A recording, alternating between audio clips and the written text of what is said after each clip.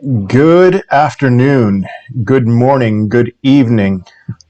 I know that I am a little bit late today. I usually film a video early in the morning. I woke up this morning and I was looking at the price and I just thought, it seems like Bitcoin, it was right around here. Bitcoin seems to be recovering. All right, we're climbing slowly but surely. And then about 10 minutes before I decided to make that video, whoop, it just like rug pull. I mean, not really a rug pull, but like, what in the world? What's going on here? So I just decided to wait to see if something happened, some kind of news was announced.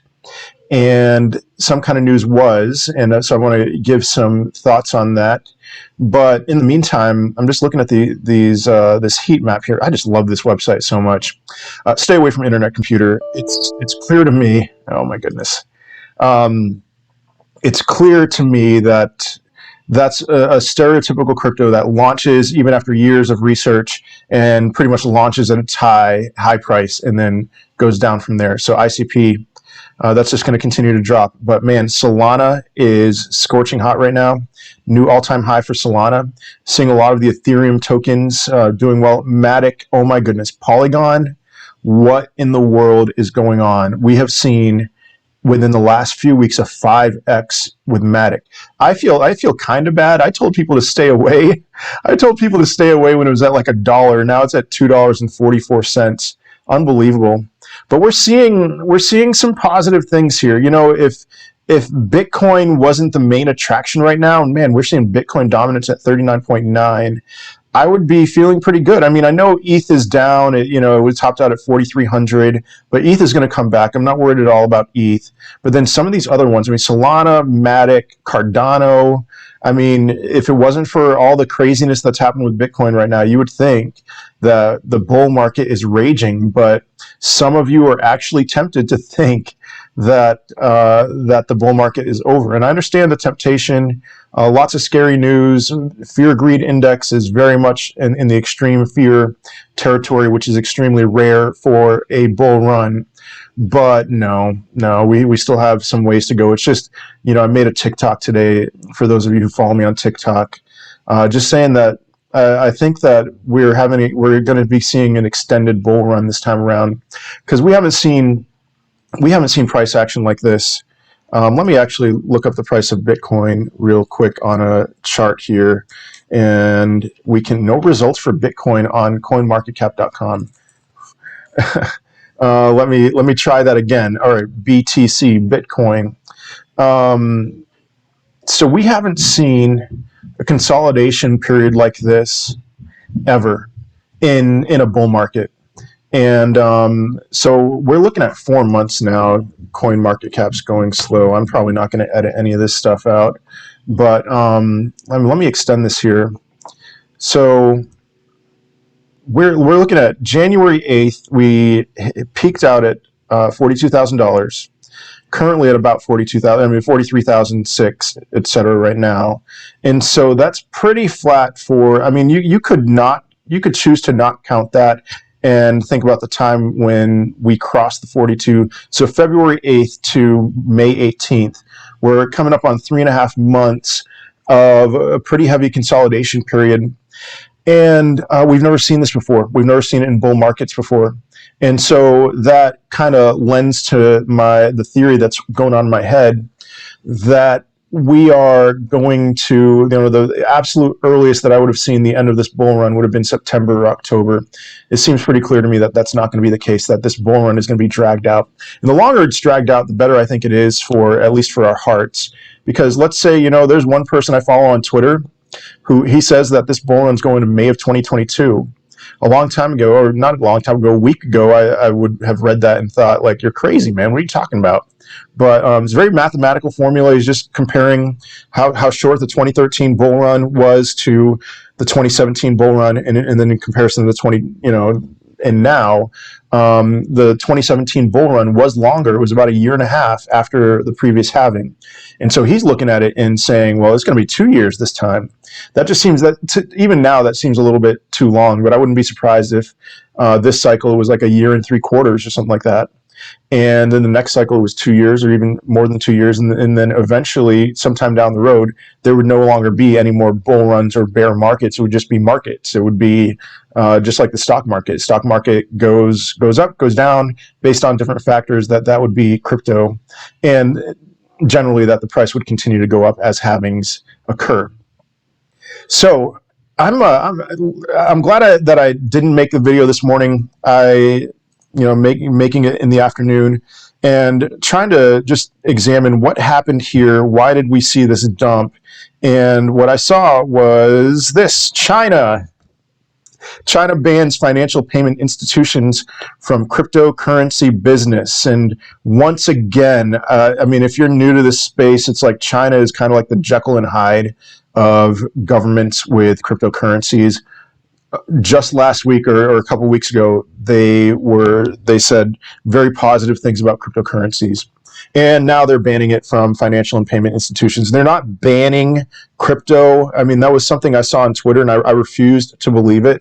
They're not banning individuals buying and holding crypto. They're banning institutions, financial and payment institutions, from cryptocurrency business transactions. And so it's a little thing, especially in comparison to Elon Musk. But China is, with the United States, China is the biggest player, and they will continue to grow in their importance when it comes to the effects that their regulation has on cryptocurrencies. And so we saw that price action earlier today, and that's what happened. It looked like things were going very well, that we were climbing, we were doing well, and then we saw a double bottom around the 42,600 area. I'm actually pretty happy with this recovery so far. I mean, the last 15 minutes, whatever, I'm not going to worry too much. But we didn't bottom out at $42,000. If you've been paying attention to me, you know that I see $42,000 as a pretty solid base of support. If you were to put a gun to my head, I don't think that $42,000 will be broken. And I see a lot of reasons to actually think that we're going to move gradually higher and higher from this point, that this might be, dare I say, unless there's some black swan event, the best opportunity you will have to buy cryptocurrency throughout the remainder of this bull run. You'll be kicking yourself for not buying Bitcoin at $43,400.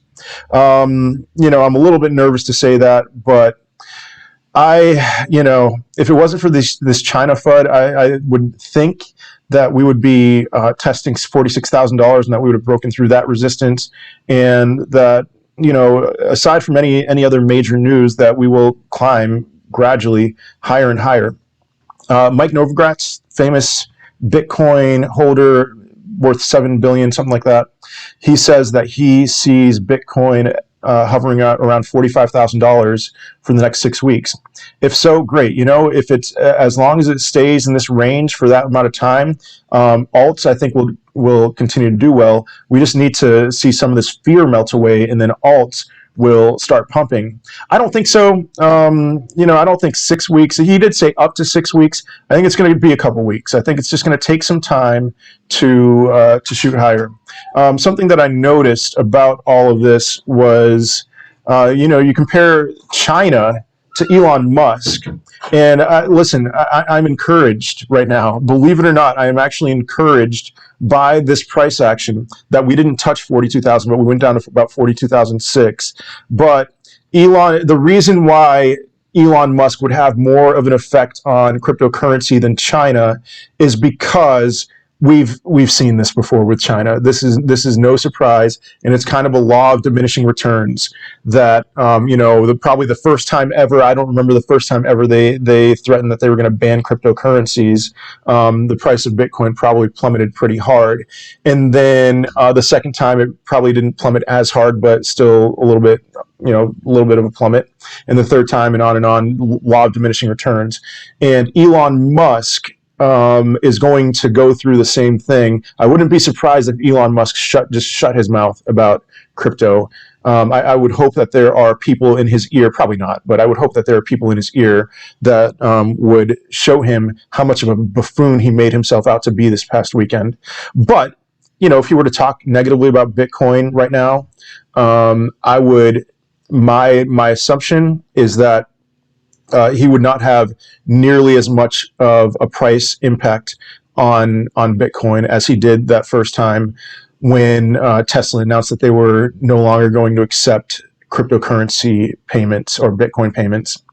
And so that happened with Doge, with Elon Musk as well. You know, the first time he talked about Doge, it skyrocketed. Second time, it skyrocketed, but not as much. And now, and it is at the point where anytime he talks about Doge, it might have a little impact, but Elon Musk is priced into Doge. If Elon Musk wants to be public enemy number one with Bitcoin, he will eventually get priced into it, and he will no longer have an effect on it.